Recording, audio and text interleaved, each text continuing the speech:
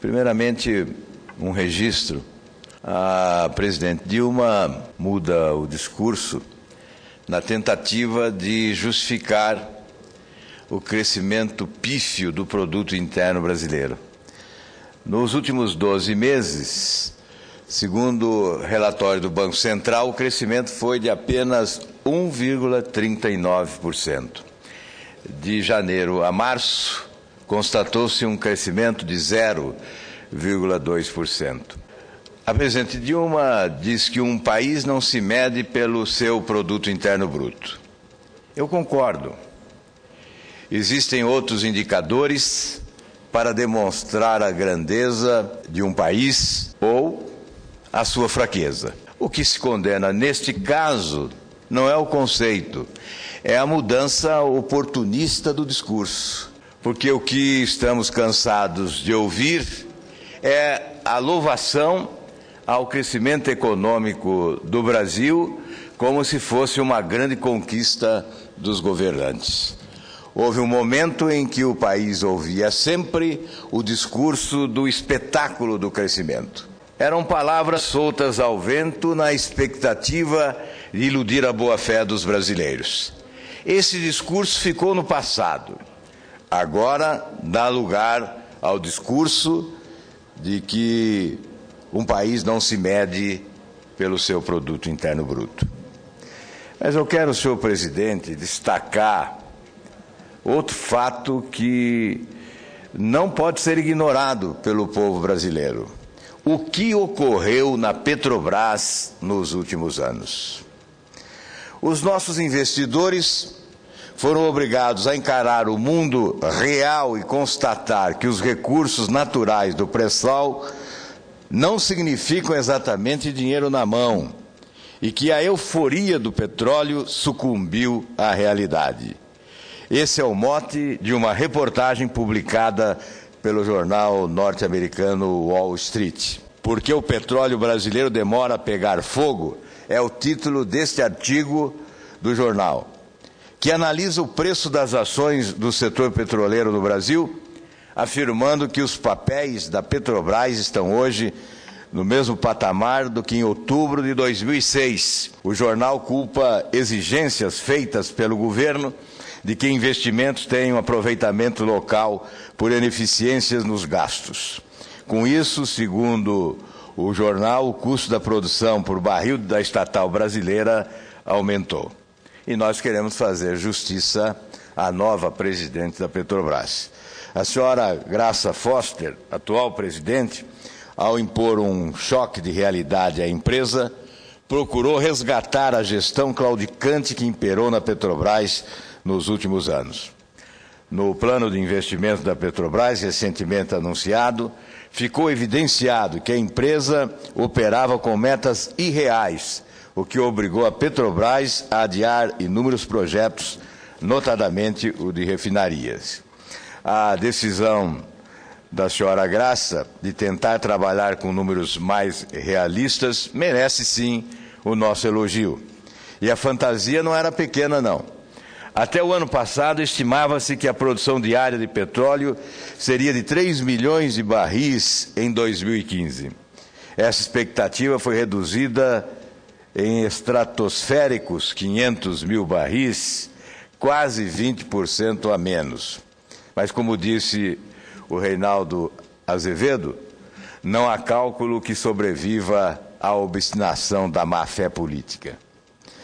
Vejam um exemplo bem explicitado na coluna do jornalista Carlos Alberto Sandenberg. Quando anunciada por Lula, a refinaria Abreu e Lima custaria 4 bilhões e ficaria pronta antes de 2010. Graça Foster informa que a refinaria de Pernambuco começará a funcionar em novembro de 2014, com 14 meses de atraso em relação à meta anterior, e custará, pasmem, 17 bilhões de dólares. Aliás, é bom abrir parênteses para dizer que a parceria entre Brasil e Venezuela, de Hugo Chávez, na refinaria Abreu e Lima, é emblemática para caracterizar a ingerência política nas decisões estratégicas da Petrobras. Os investimentos passaram a ser decididos com base na vontade política, sem qualquer compromisso com a boa governança. Eu quero recordar que o nosso partido, o PSDB, em parceria com o DEM, protocolamos na Procuradoria-Geral da República nada mais, nada menos do que 16 representações, denunciando irregularidades praticadas na administração da Petrobras. Gravíssimas irregularidades. Entre elas, o superfaturamento na obra da refinaria Abreu e Lima, em Pernambuco. Esta obra, cujo parceiro é Hugo Chávez, da Venezuela, que não colocou um centavo sequer na sua execução. E olha a justificativa. Ele disse que a Venezuela não participaria com recursos porque a obra estava superfaturada. Mas, surpreendentemente, continua sócio. É sócio sem contribuição. Mas o que mais assusta nesta obra é o seu superfaturamento. Nós avaliamos comparativamente com obras do gênero em outras partes do mundo e chegamos à conclusão que o superfaturamento da obra da refinaria Abreu e Lima, enquanto a projeção era ainda de 4 bilhões de custo, seria de 2 bilhões de dólares. Um superfaturamento em uma única obra de 2 bilhões de dólares. Esse fato justificou uma das representações. Nós estamos solicitando agora do Procurador-Geral da República um relatório sobre os procedimentos adotados pelo Ministério Público como consequência destas representações que protocolamos. Para lembrar apenas um outro exemplo de irregularidade gritante na Petrobras, a refinaria Getúlio Vargas, em Araucária, no Paraná.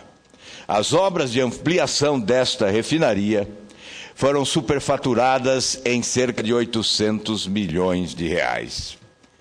Supostamente recursos desviados para a campanha eleitoral. Desta representação surgiu um inquérito. Nós chegamos a ouvir o delegado que preside este inquérito, aqui numa das comissões do Senado Federal, ainda no início das investigações. Hoje não temos notícia em que pé se encontra esta investigação. O delegado apenas informava à época que estava iniciando o trabalho de investigação e que não tinha muitas informações a oferecer ao Senado Federal. Isso é sério, são 800 milhões de reais numa obra de ampliação de uma refinaria. Aliás, o Tribunal de Contas da União denunciou o sobrepreço desta obra. E o que ocorreu? Ocorreu que o Senado Federal e a Câmara dos Deputados, na aprovação do orçamento, atendeu à recomendação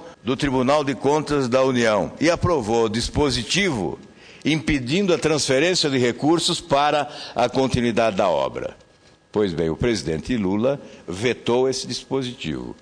Passou sobre o Tribunal de Contas da União, sobre o Congresso Nacional e foi a Araucária, na campanha eleitoral, fazer festa diante de uma obra superfaturada.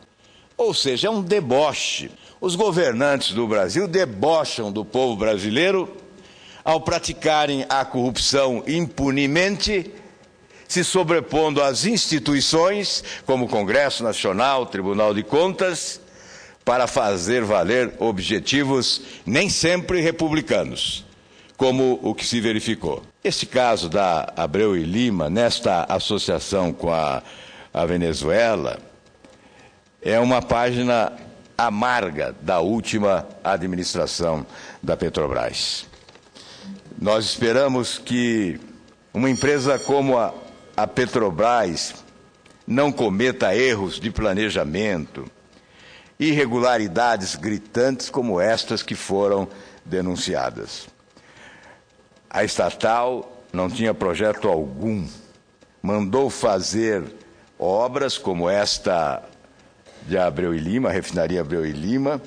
A diretoria de então improvisou plantas, anunciaram, fizeram propaganda, enfim, desviaram recursos de forma impune. O que aconteceu com a nossa autossuficiência em petróleo tão propalada pelo governo brasileiro em abril de 2006?